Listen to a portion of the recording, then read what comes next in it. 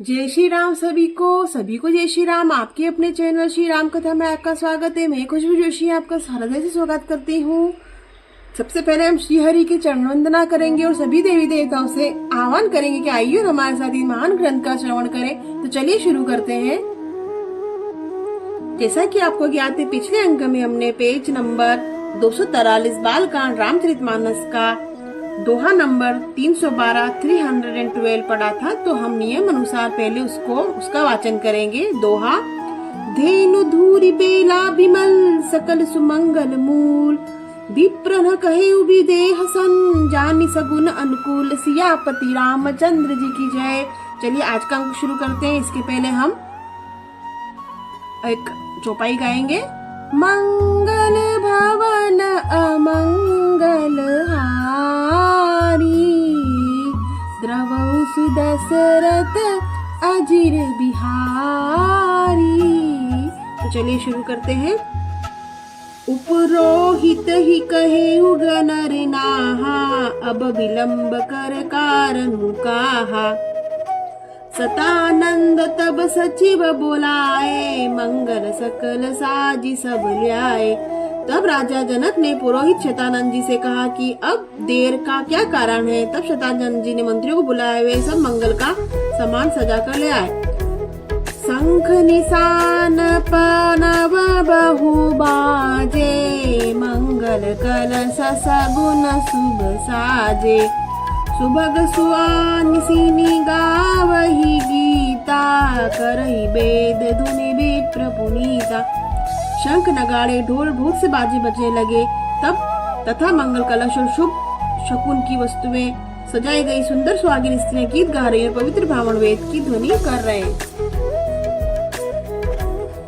लेन चले सादर ही भांति, गई जहाज निवास बराती। कौशलपति कर देखी समाजू, अति लघु लाग तिन्हि सुर राजू। सब लोग इस प्रकार आनंद पूर्वक बारात को लेने चले गए। जहाँ बारातियों का जनवासा था वहाँ गए। अवधपति दशरथ जी का समाज देखकर उनको देवराज इंद्र भी बहुत ही तुच्छ लगने लगे। भयउ समरु अब धारी पाऊ, यह सुनी परा निशा नहीं गाऊ। गुरहि पूछी करी कुल विधि राजा, चले संग मुनि साधु समाजा। समय हो गया है, अब पधारी। यह सुनते ही नगाड़ों पर चोट पड़ी। गुरु वशिष्ठ जी ने पूछकर कुल की सब रीतियां होकर के राजा दशरथ जी मुनियों और साधुओं के समाज को साथ ले चले। दोहा। भाग्य विभव अवधेश कर, देखी देव ब्रह्मादि। लगे सराहन सहस मुख जानी, जन्म निज बादी। सियापति रामचंद्र जी की जय।